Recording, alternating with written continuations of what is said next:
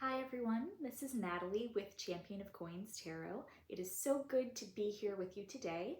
This video is going to be the second part of my deck collection walkthrough as of February 2022. In the first video that I posted a few days ago, I went through all of the indie or independently created tarot decks that I have in my collection. This one is going to be focused on the mass market titles. The difference between them, for those of you who might be curious, independently created decks are made by a particular artist or by a small business outside of the mainstream tarot publishing system, and mass market decks are those that are made by landmark publishing companies that are readily available in brick and mortar stores, either bookstores or metaphysical stores. I do actually have one indie deck that I did forget about that kind of made its way into this pile, and that's the Animalis Os Fortuna deck. This is by an artist named Megan Weber and was originally published on her Etsy in 2013. So I purchased mine secondhand, and it's been living in a deck bag, which is why I kind of got it confused and put it into the wrong pile while sorting. But I actually really enjoy this deck a lot. It's one that I reach for. The images are, of course, all inspired by different animals, and some of the images are actually skeletal. So this is a deck that really plays with the cycles of nature. It has a great kind of memento mori vibe to it, reflecting on different seasons and different parts of life. And it's one that's really great for shadow work as a result. So that is Animalis Os Fortuna. The rest of these are going to be mass market, and there are a ton, so I'm just going to dive in alphabetical order, starting with the Ancient Italian Tarot. This is by Lo Scarabeo. It's one of their historical reproduction decks. It's based off of the Carteria Italiana, which was a Marseille-style deck published in 1880, and they did a brilliant job of preserving the character of these original images. So you can see some of the texture of the original engravings, of the original woodblock art that the 1880 edition would have been made on. I really just love the aesthetics of this deck. It's so grounded. It's great for practical readings and for more of like fortune telling or day-to-day material questions that you might approach tarot with. Has the unillustrated minors, but really great use of color and again of detail. And this is the only pure Marseille kind of deck that I actually have right now. It just checks that box for me, and I feel like I don't need to work with any other kind of styles at the moment. So next is the Aquarian Tarot, and this is by David Palladini. It was originally published in 1970, but this is a reprinted edition. I want to say mine is like from 2016 or something like that. And the Aquarian is a deck that this is so good. One second. The Aquarian is a deck that is so good that I had to get it twice. I gave my original copy to my little sister, and then I missed it so much that I went back and I bought a second one. And it's just because the vibrancy of this kind of art really speaks to me. It captures that 70s era, that psychedelic Art Deco pop art style of the time. It's so rich, it's so friendly. It's Rider-Waite Smith inspired, so it's very easy to be able to read both for myself and for other people because the images are so recognizable. It just presents it in a very playful way, and I really love it. Then the next one is the Bosch Tarot. This is by Lo Scarabeo, and the artist is Alexander A. Tanasoff, who has actually worked on a lot of the historical reproductions that Lo Scarabeo has done. So, and this one, of course, is inspired by the paintings of Hieronymus Bosch. It's really fun. Bosch had a very wild and outlandish sense of humor and a great eye for detail and for cultural satire. So some of these images, they just are as funny and as irreverent and as kind of piercing today as they would have been during like the Renaissance when Bosch was an active artist. This is one that's relatively new to my collection. I'm still getting to know it, but again, I enjoy the humor, I enjoy the detail, and just the love and intention that went into crafting this deck. I actually, I used to have the Golden Tarot of the Tsar, which was also restored by Atanisov, and that was based off of different icons of Eastern Orthodox Christian art. And I have a lot of respect for him, like as a historian and a deck creator. So that's the Bosch Tarot. Next up is the Celestial Tarot. This is by Kay Steventon and Brian Clark. This is US Games, originally published, I want to say in 2004, 2005. The one that I have is a reprint, and it just came with the deck and not the book. But the little white book that does come with this version is incredibly rich and detailed. So Celestial Tarot is inspired by Greek mythology and by the constellations. So you have the traditional astrological associations for each card, coupled with a figure from the Greek myth. And I find that it gives very powerful, very beautiful and meditative and reflective readings. It does take a little bit of time because there are some myths where I find the correlation with the traditional tarot archetype is very, very apparent. And then there are other ones that require a bit more thought or a bit more bending to be able to kind of make that connection. So it's very much an interesting mix of the cerebral and the intuitive, but the artwork is just so stunning, and there's a lot to be able to play with if you want to sit and kind of just work through one card at a time. Next is the China Tarot. This is another Lo Scarabeo deck. The artwork is done by the Chinese artist Zhen, who unfortunately passed away a few years ago. This one has unillustrated pip cards. They do have a bit of a background to them, but the main focus is on Zhen's portraiture. This is a deck that the characters just feel so rich and vibrant and alive. It's one that I've done a lot of path working with, of just trying to write from the point of view of each character and archetype. It's so beautifully done. Just again, very vibrant, very detailed. So highly, highly recommend. Also have the Crystal Tarot by Elisabetta Trevisan. This is another Lo Scarabeo deck that kind of came out in the mid 2000s. And this one goes in and out of print a lot, so I'm not sure if it's currently available. But this artwork is so beautiful. It's inspired by stained glass.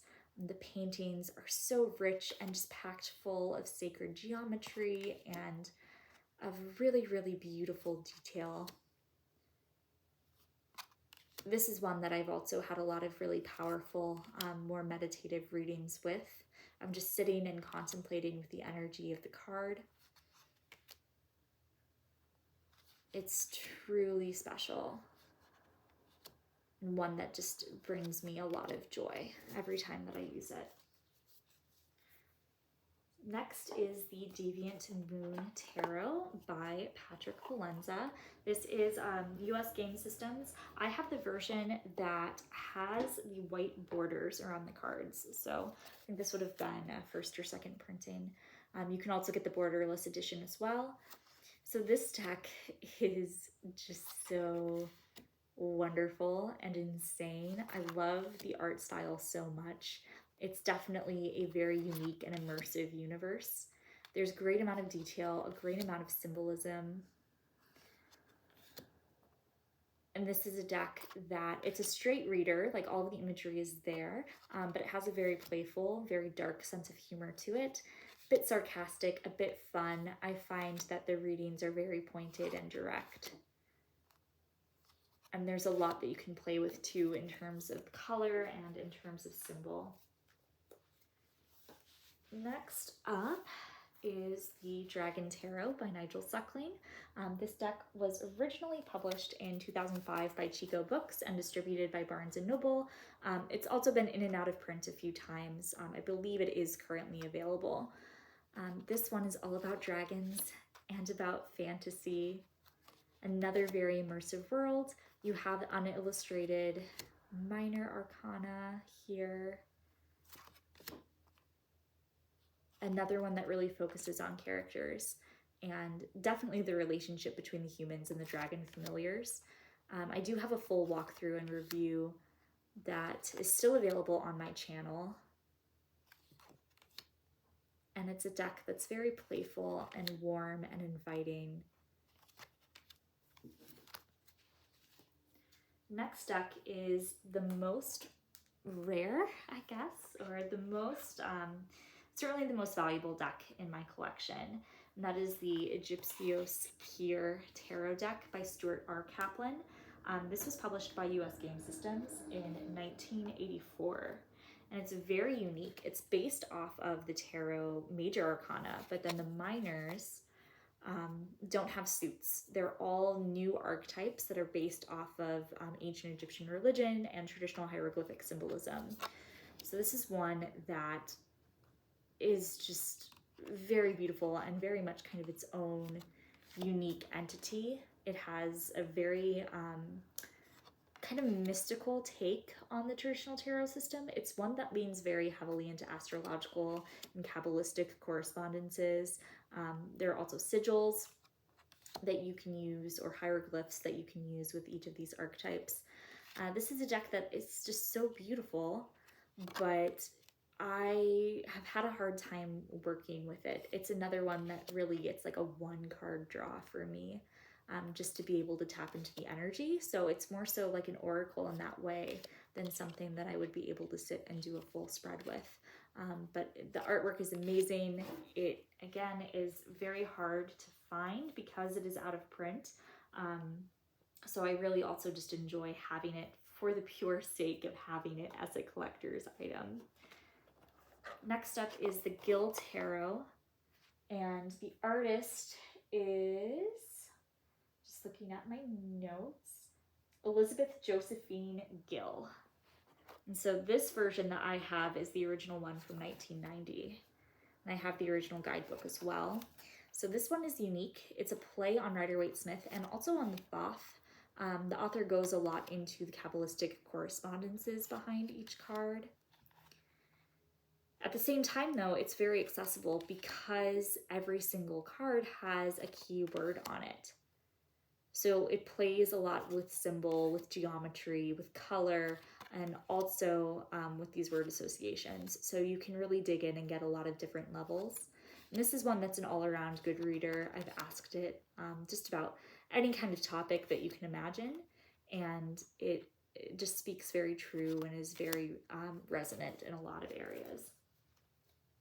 Ooh, I just realized that I skipped over one of the decks that starts with E. I'm not going to be able to show actually the full box for some of these just because they're way too big, but I have the Enchanted Tarot 25th edition, and this one is for Amy Zemmer and Monty Ferber are the artists. This is one that's like seen very many different iterations over the years. The artwork is actually like quilted together, which is just so beautiful and so unique. There's so many rich colors and rich details in the fabric. I love this deck a lot. It is very unwieldy to use, but I love the use of color. And this was actually really one of my most used decks during the pandemic because I find that the voice of this deck is very gentle and very powerful and very loving and nurturing. So this is, again, the Enchanted Tarot. This is the 25th anniversary edition that came out in 2017 and is massive. You can definitely get smaller versions, but those probably would be best tried on the secondhand market. All right, next is the Golden Tarot by Liz Dean. This is the first tarot deck that I ever got. This is another one that was published by Chico Books and distributed through Barnes & Noble. I actually edged this one in copper. I love this deck. I love this deck. This is the deck where I learned tarot, and it means just so much to me, and I don't pull it out very often, really like when I need it. When I have like the big questions that I need to ask, or just like really monumental moments in my life. This deck has definitely carried me and helped me to grow in so many different ways. The minors are unillustrated. You just have a seasonal landscape, so even though you can't really play around a lot with symbol, you can still play with the elemental correspondences and with numerology. So that's very much how I learned. This deck is mostly Rider-Waite-Smith inspired. There are some cards that have a bit of like a Marseille bent to them. I'm just trying to look through.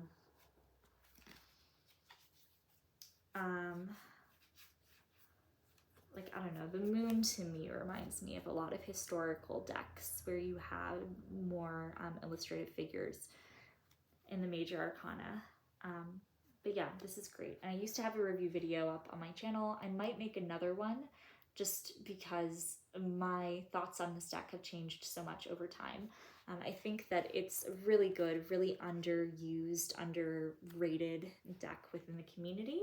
And I'm happy to just to share it and to kind of give it some of the love and attention that it deserves, if for no other reason than for nostalgia's sake. All right, this is another one that has a huge box, so I'm not going to be able to show that to you, but it's the Gorgon Tarot. The artist is Dolores Ficci, and this was published by Schiffer in 2014. This is a digital art deck, so all of these were created on the computer. This is another one that's very bold, very graphic, but there's a lot of symbolism packed in. There's a lot of great divine feminine energy. There's a lot of great animal energy. The guidebook is very playful in tone. Definitely a fun feminist pick. And it's one that I don't use particularly often, mostly because the circle shape and the size of the cards make it a bit unwieldy to use.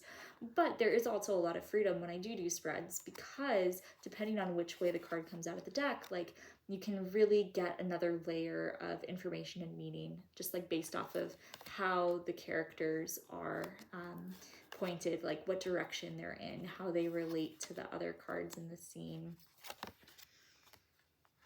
So this one is definitely a fun and empowering choice. Next up is the Goetia Tarot in Darkness by Fabio Lustrani. This is the Kickstarter edition that came out in 2020 by Lo Scarabeo. This one is all about Goetic demons and demonology, Solomonic magic. It's huge. These are like altar-sized meditative cards, and each one is printed on this beautiful holographic cardstock.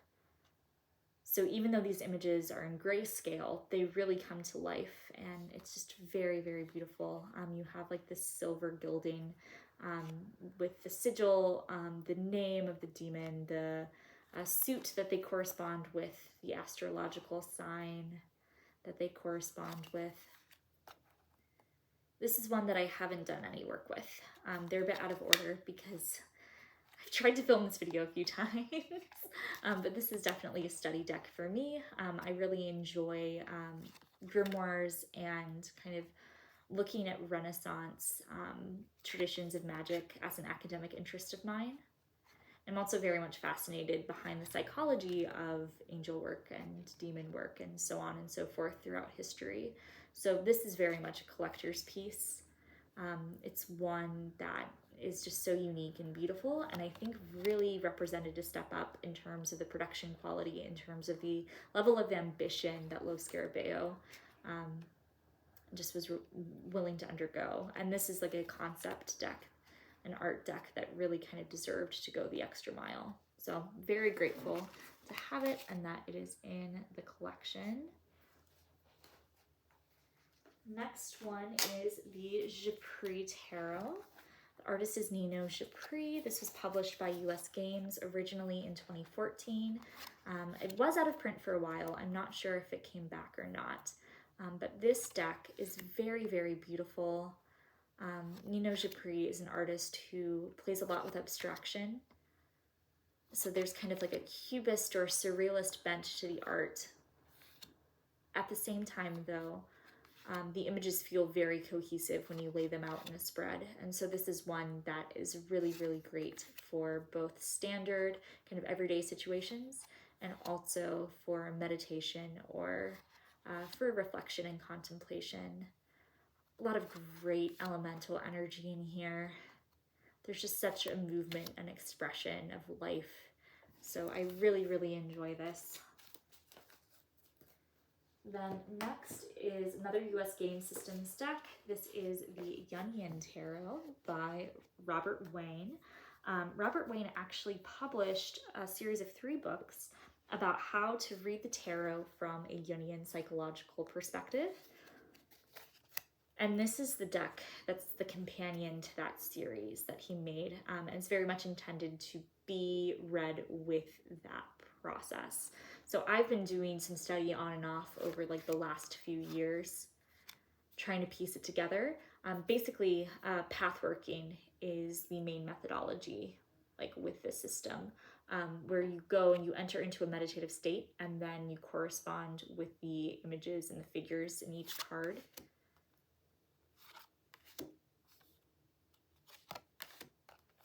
So this one I'm primarily, again, like really focusing on study with at the moment, but I'm glad to have it. I'm really at this point in my journey interested in learning about systems of reading the tarot that are more expansive than what I've just been doing in my own personal practice. Like I'm really, really interested in delving more into tarot scholarship and seeing different methodologies behind it. Just dropped this one all over. So 1 second, let me get reorganized. All right, next up is the Ludy Lescot Tarot. This is another Lo Scarabeo deck. I think this one originally came out in 2011. Wow, this is older than I thought. So this one is inspired by New Orleans and also inspired by vampiric lore and mythology. It's fun because the same characters recur over and over again across the major and minor arcana. So you can certainly try and piece together the mystery of this deck. I definitely have, to try to see what relationships are being built between cards. This is also one that works just as a straight tarot and also for shadow work. This is one that's certainly helped me through some dark times in my life and being able to embrace my sexuality, of being able to make peace with some of the harm that had been done in the past and being able to move into a new space of appreciation and possibility. So I love this deck for that. I use it seasonally, mostly in the autumn, and it's just been a really, really wonderful part of my practice in that way. Now, next up is the Mary L. Tarot. This is first edition from Schiffer Publishing.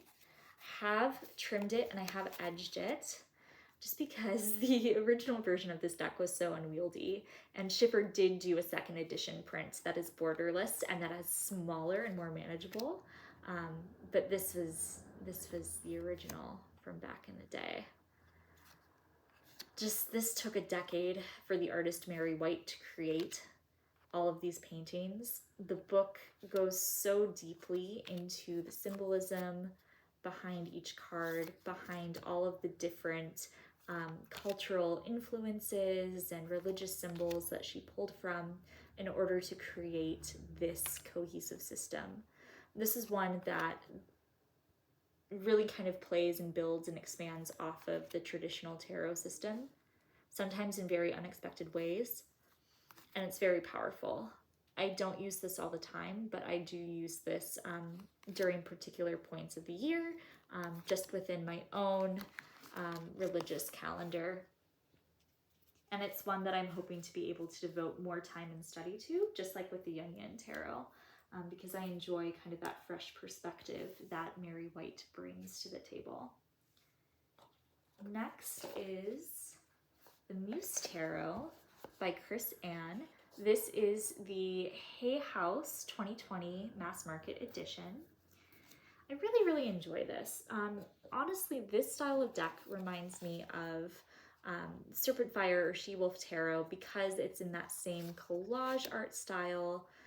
You have just these feminine characters really playing a lot with color and with vibrancy and with myth. This deck in particular is meant to be able to open up and to expand one's own creative intuition. And so I've used it in that way. And that's been very fun and very fulfilling. I actually really, really love the guidebook, and I love the reflections that Chris-Anne has included for each card.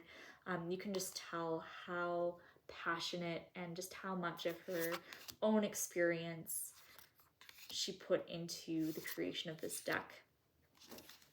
So I really, really enjoy it. Next up is the Navigators Tarot of the Mystic Sea. This is actually first edition from 1997, published by US Game System. I used to have a newer version too, but I ended up giving it away after I got the original. This is a Thoth-inspired deck. It's by Julia A. Turk, and she's just written an amazing guidebook going into the Kabbalistic symbolism, the color symbolism within each card. This deck is just a beautiful psychedelic journey. It's one that I will do one card with, where I'll just focus on all of the energy and all of the symbols in here. I think it's also one that would be very well suited for path working, of being able to meditate and enter into the images. It's just a very fascinating alien world. One that reminds me a lot of my own internal dreamscape in some ways. So very, very enjoy this deck and getting to understand the mystery of that one as well. Next is the New Orleans Voodoo Tarot. This is another one that, like, the box is huge, so I can't show you. But this deck, it originally came out in 1992. It's published by Destiny Books. And the creators of the deck actually are initiates into a particular group in New Orleans that's devoted to voodoo. This deck is another study one for me. About 2 years ago, I got really into studying African traditional religion, looking at Santeria and voodoo and hoodoo, looking at the Orishas and, like, Yoruba history, and how African traditional religion really spread amongst the United States and South America. So this deck has been really, really great in that regard for learning more about the history of all of the spirits that are depicted in this deck. It's not one that I've ever actually read for myself, but I just so deeply appreciate it for the role that it plays within tarot scholarship, for being able to bridge together these two worlds. And it's just so beautifully and lovingly done. Like, this is just so informative and so rich. And I'm really, really enjoying being able to learn more from it. Next is the Night Sun Tarot. This is the deck that introduced the world to Fabio Lustrani. This was originally published in 2014 by Lo Scarabeo. God, I love this deck so much, and it's one that I just love more and more as the years go by. This was challenging for me. This was like one of the first decks that I ever had when I started reading tarot, and it just challenged me in terms of the levels of symbolism. Lustrani, just like with his work with the Goetic deck, he really draws from traditional ceremonial magic from the Western Renaissance high magical tradition. There's like Enochian elements, there's sacred geometry elements, there's Kabbalistic elements with a Q. Like, there's so much packed in. The colors are vibrant. So at first, this deck was like just such a puzzle box for me as somebody who's trying to understand just tarot itself, let alone be able to enter into this kind of larger historical lineage. And now it's just opened up so beautifully. Really, really love this. And this is, as you can probably tell, like this is all 3-dimensional rendered art. So he really, I think, has pushed the envelope in terms of what digital art decks can look like in tarot. And then the next one is the Notoria Tarot and Light. This is the Kickstarter 2021 deck that Fabio did, and it is the companion to the Goetia Tarot in Darkness. And this is all about angels. And again, the Enochian tradition, the grimoire tradition, have the sigil, the name, the astrological correspondences, and the traditional tarot correspondence for every single spirit portrayed in the deck. And this is one that makes me a little bit sad because it's not holographic. There actually is gold leaf that is like flecked into every single card. So you do get some shine when you work with it, but it's definitely a very different effect. It's just very warm, very rich. Again, this is a collector piece for me. This is a study piece for me, and not one that I'm currently working with, but very, very happy to have. I actually did have the Santa Muerte Tarot, which is the 4th deck that Fabio Pastrani and Lo Scarabeo have ever created. That one I ended up just gifting because I found that I didn't use it. I think that the Night Sun is really my workhorse, and I really enjoy having these two as collectors, and I was kind of okay with making peace with letting go of the other one. All right, we are almost halfway through. So this next one is the Rider-Waite Tarot, and it needs no introduction.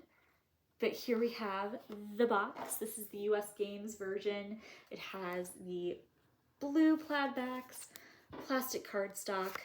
I mean, we all know it. We all love it, whether we admit that we love it or not.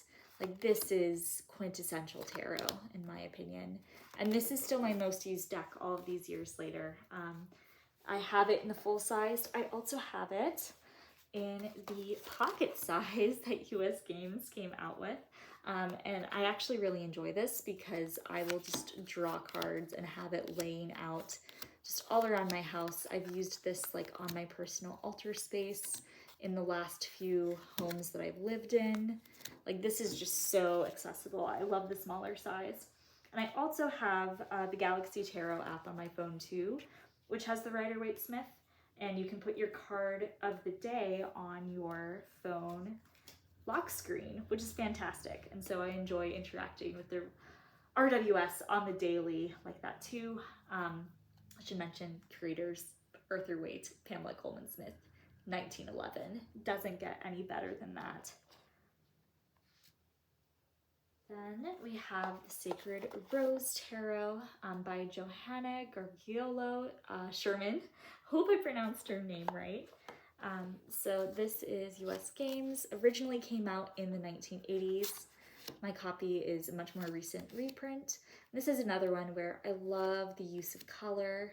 It plays with the Rider-Waite Smith system in a really wonderful way. It just has that great 80s fantasy aesthetic to it. I find that it's wonderful for everyday readings and also just great for all-around contemplation. Like, this is just, it's so good. I just love the colors, and actually I've used this one a lot over the last few years. The next we have Tarot Apokalypsis. This is, I want to say another Lo Scarabeo. Yeah, Lo Scarabeo. The artists are Eric C. Dunn and Kim Huggins. They also did the Tarot Illuminati. And Tarot Illuminati, like, I could never connect with, but for some reason, Tarot Apokalypsis and I just do. This is a digital collage deck. It's very bright, very vibrant. It's multicultural. This deck plays with different religious traditions from around the world. I think I like this one the most because there's a really wonderful Babylonian influence. We oftentimes don't get to see ancient Middle Eastern culture represented in tarot.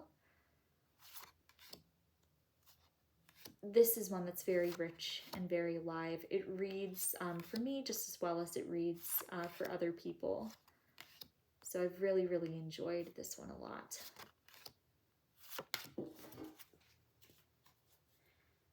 And then I also have the Tarot of the Ages, which is US Games, and this one was originally like another deck that came out. I want to say this one came out in like 19...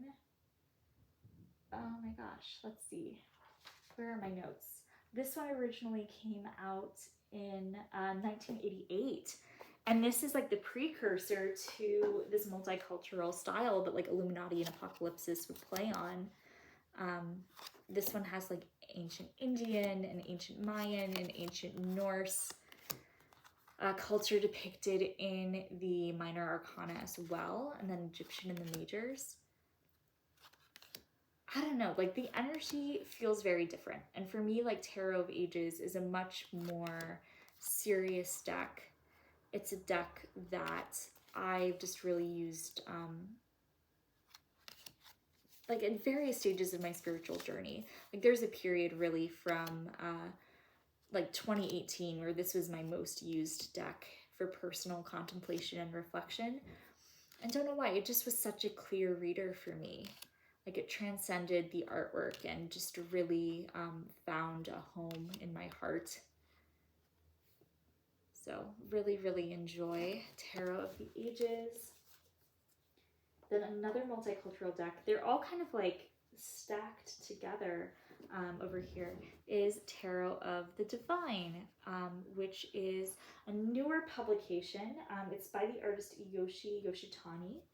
Came out in 2020. And this one's very, very vibrant, very beautiful, kind of cartoonish artwork. This is also inspired by different mythologies, different traditions from around the world. Every single card is a different myth or a different archetype. It's really, really amazing. This is one that I've played around a lot with in January of this year, 2022.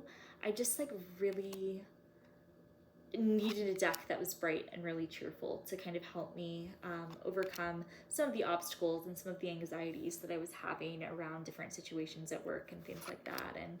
And this was definitely very inspiring. I wish though that the guidebook was longer. Like there are so, like I think the artist did such a wonderful job of representing different traditions, but there's very little information about the actual myths in the guidebook. And so this is one that I think I just need to devote more independent research to in order to fully be able to understand and resonate with some of the associations that the artist chose to make. Next is the Tarot of Loka. This one is pretty unique in the sense that it's actually a card game and it's not intended to be a full tarot deck. So this was originally a game that was published by Riverhorse, and then Lo Scarabeo picked it up for distribution as a tarot. So it has all 78 cards. The minors are just very pippish, and then you have just like these really beautiful illustrative majors and court cards. It has this fantastic like Dungeons and Dragons high fantasy vibe. This is one that, you know, I just read it straight as a tarot. Like I've never once done the actual card game that you're supposed to play with this deck. It's just really charming and surprisingly very accurate and very direct. I think because of the lack of detail, it allows me to be able to channel the heart of the message. And so in that sense, it's a bit like a Marseille in terms of the way that I use it, in terms of the way that I think about kind of my approach to the structure. Next is the Tarot of the Magical Forest from Lo Scarabeo. This is another one of just all-time favorite soul decks. This is the deck that like I got tarot with. This was the deck where I was able to put all of the pieces together and start reading intuitively without a guidebook because just the animals spoke to me so deeply. It's humorous, it's colorful, it's so gentle, but at the same time, like, it works. It works. And this is one that I've read just about every conceivable situation in my life. I've read for so many other people, and it's been very fun to be able to just step into this world and to spend time there. It really does feel like a little piece of home to me. It just speaks to my inner child so, so wonderfully.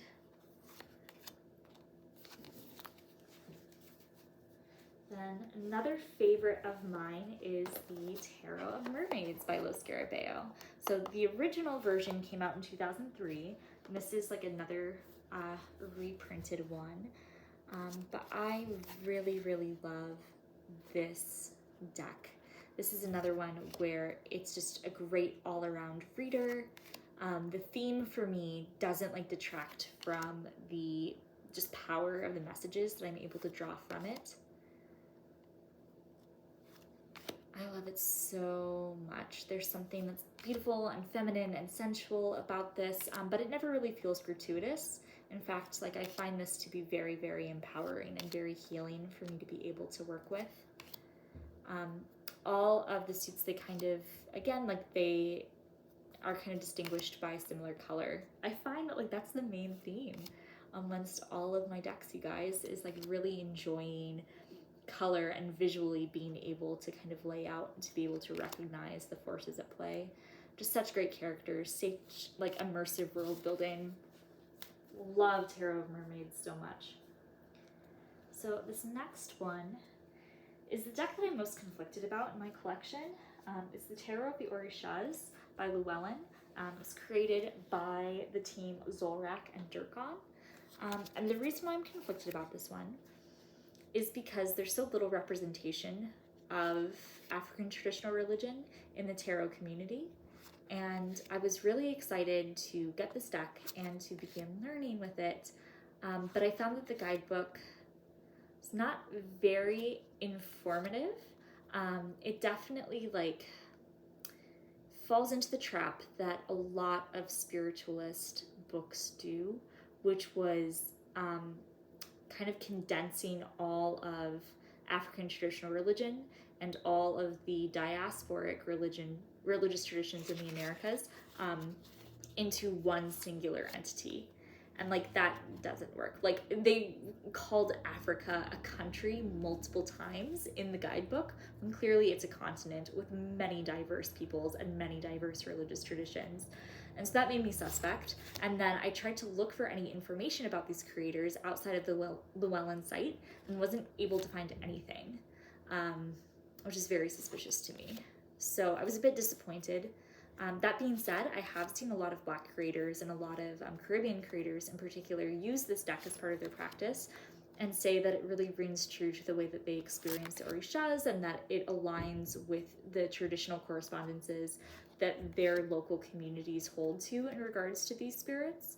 So I don't know. I'm gonna have to kind of work this one out. I do like the artwork, and I think again it's so important to have representation within tarot and within the publishing industry. And so I'm glad that this mainstream option exists. I just don't know if it is one that I could comfortably recommend to other people. So that's Tarot of the Orishas. Next is the Tarot of Vampyres by Ian Daniels. Edged this in red. This is a Thoth inspired deck that just embraces the Gothic. It embraces the darker side of life. This is just really, really beautiful. It plays a lot with Kabbalistic symbolism, with astrological symbolism. There's just so much packed into this. I haven't worked with it, honestly, in a few years, but the system and Ian Daniels' approach to tarot and just like the vivid nature of the art continues to speak to me. And so I'm excited to work with this again when I feel called to do so. I think that this is just a landmark deck and that has really shifted the way that we talk about tarot. That's really shifted kind of the expectations that we have for guidebooks, and has really opened a lot of doors and a lot of possibilities for folks, including me, to be able to interact with the Thoth system in a very, very unique and modern, relatable way. So that's Tarot of Vampyres. Next is the Thelema Tarot by Lescot. The artist of this particular deck is Renata Lechner. Came out in 2015. Despite what the title and what the back of the cards would have you believe, this is actually not a Thoth deck. This is a Rider-Waite Smith clone. It's a digital collage deck. And I just love it. Like, there's something that feels a little bit dated now, looking back even in 2022, about this type of tarot imagery and this particular style. But it reads so well. It reads so well. It's empowering, direct, uplifting. This is one that the messages just come through in such a clear way. And I've really enjoyed working with it over the years. Like, I love it in spite of itself, and I feel a strong desire to defend this to the rest of the community, kind of like I do with the Golden Tarot by Liz Dean. It just plays such an important part in my practice, and I can't even, like, when something works, you just go with it. And like, this consistently works. This consistently delivers results, it delivers answers, and it takes me to where I want to go in my tarot practice whenever I reach out for it. Next is the Thoth Tarot by Aleister Crowley with artwork by Lady Frida Harris. I mean, this is another deck that, like the Rider-Waite Smith, bears no introduction because it is so iconic. Thoth and I, we dance together. There's so much that I've learned about myself as a result of working with this deck.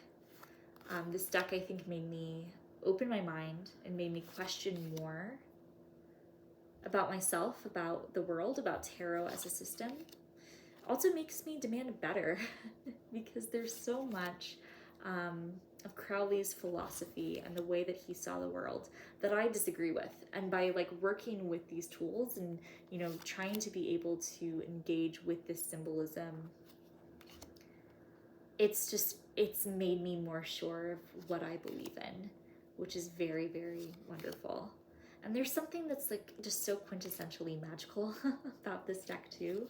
Like, I've used this for ritual, I've used this for intention setting. This definitely was made to be a vehicle to higher states of consciousness. It's just so interesting because like, this is a case of, and I don't want this video to be about this in particular, but problematic people can create really beautiful things. And that's just the contradiction that we all live in human society. Controversial people can make a tarot deck like this. So that's all I have to say at the moment. I might revisit my thoughts and feelings on Crowley and the Thoth and just general appropriation and problematic elements in tarot history in the future. But I love the deck. I love the deck, and so of course I have it. Next is the Truth Seekers Tarot. This also goes by the Wisdom Seekers Tarot.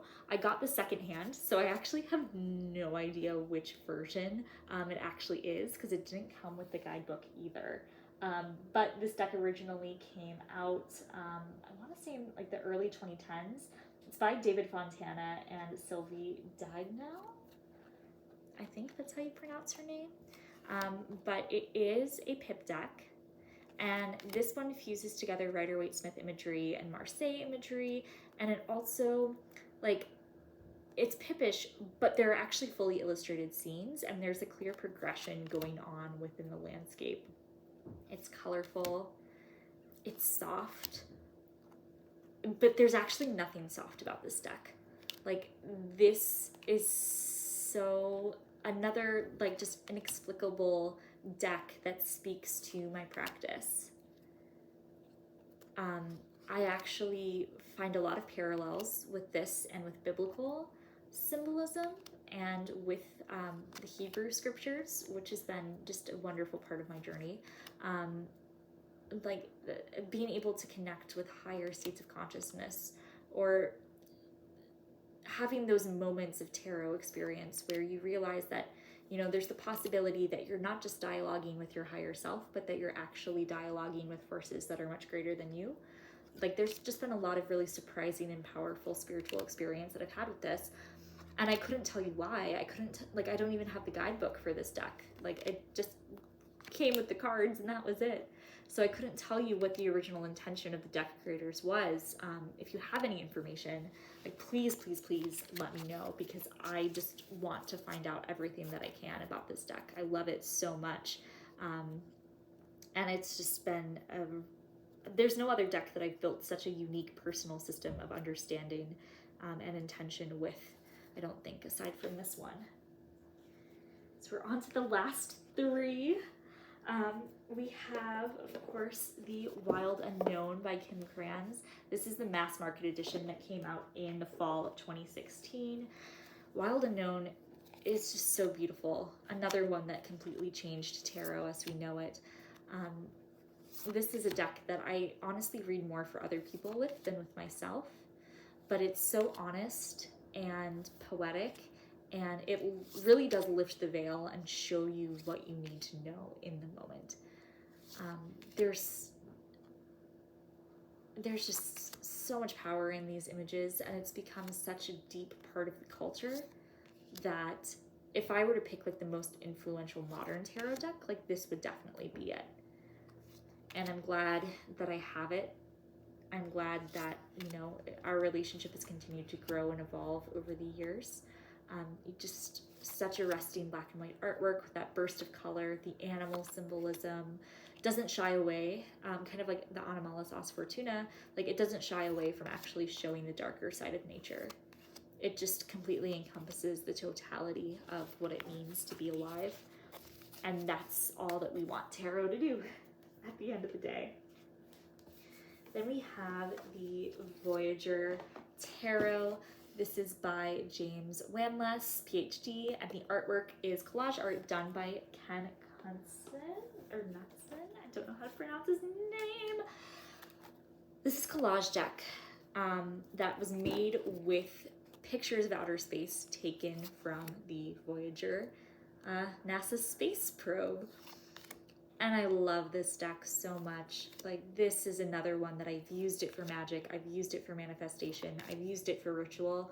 Honestly, this is like the best case for having plastic covered cardstock, because I've spilled candle wax, I've spilled tea, I've spilled coffee, and this deck has survived it all.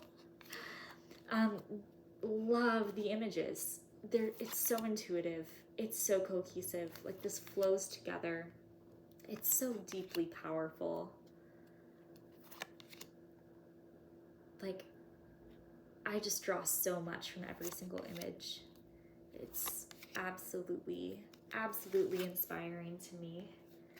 And that's about all I can say about it. It's just that this deck and I have gone through it and definitely had the most fun, I think, out of any tarot deck in my collection. Like, this is the most fun that I've ever had working with a deck in real life.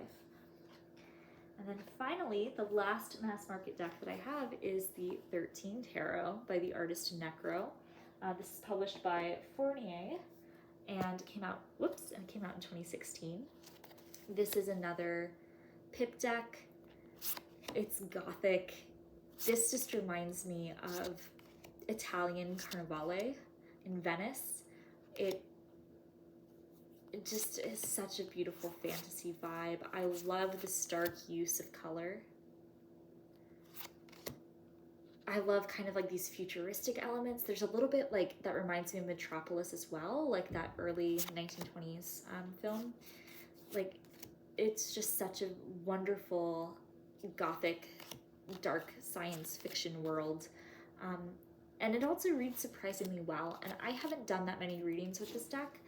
In fact, this is the deck that's probably kind of gone back and forth the most about whether I was going to rehome or not.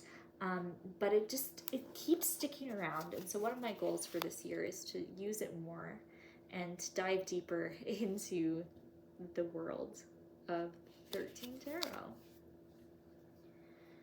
So that is it. We made it through all 40 decks that I had to talk about in this video.